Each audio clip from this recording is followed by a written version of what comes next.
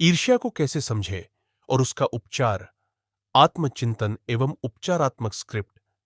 कई बार जीवन में कोई वस्तु, कोई संबंध, कोई भावना या कोई अवसर हमें अपनी आवश्यकता लगने लगता है। यदि वह हमें न मिले और भीतर से मन उस स्थिति को ईश्वर की इच्छा मानकर स्वीकार कर ले, तो मन मुस्कुराता हुआ आगे बढ़ जाता है। लेकिन यदि उस इच्छा का एक छोटा सा बिंदु भी भीतर अधूरा रह जाए, चाहे वह इच्छा आध्यात्मिक ही क्यों न हो, और वही वस्तु, वही अवसर, वही भाव किसी दूसरे को मिल जाए, तो मन तुरंत सक्रिय हो उठता है। यहीं से ईर्ष्या जन्म लेती है। ध्यान दीजिए, समस्या यह नहीं होती कि हमें नहीं मिला। समस्या यह होती है कि हमें नहीं मिला और किसी और को मिल गया। और यही भाव यदि समझा न जाए तो धीरे धीरे एक भयावह विकार बन सकता है।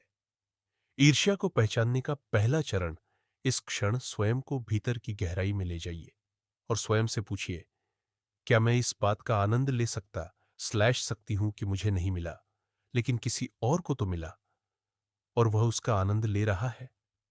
यदि भीतर विरोध उठता है तो उसे दबाइए नहीं, बस देखिए। याद रखिए, जिसे मिला वह कोई पराया नहीं है।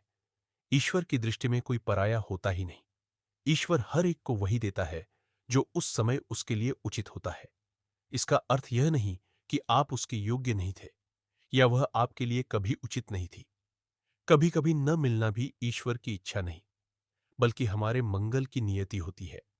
बौद्धिक समझ से आगे जाने का मार्ग ज्ञान से स्वयं को समझाया जा सकता है, लेकिन यह आवश्यक नहीं कि भावनाओं की गहराई तक वही बात पहुंचे।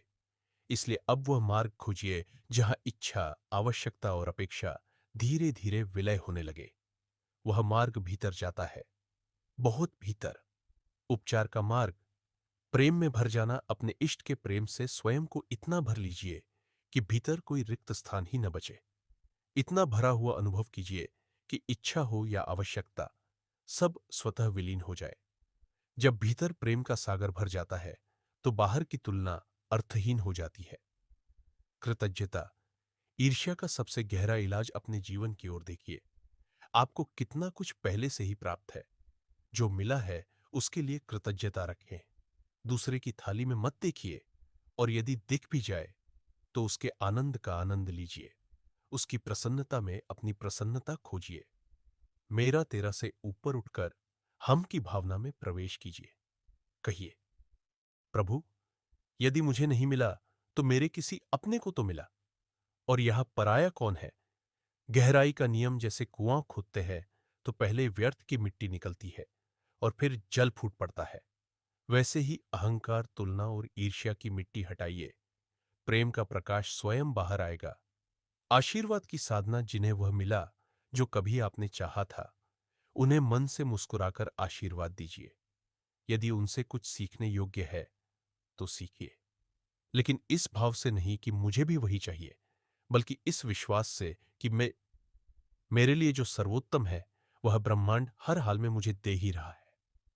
आत्मिक परीक्षण। अब उस वस्तु, भावना या अवसर को कल्पना में अपने पास मान लीजिए। उसके आनंद को हृदय से महसूस कीजिए और स्वयं से पूछिए, क्या यह आनंद स्थायी है? क्या यह आत्मा को तृप्त करता है या यह भी क्षणिक है?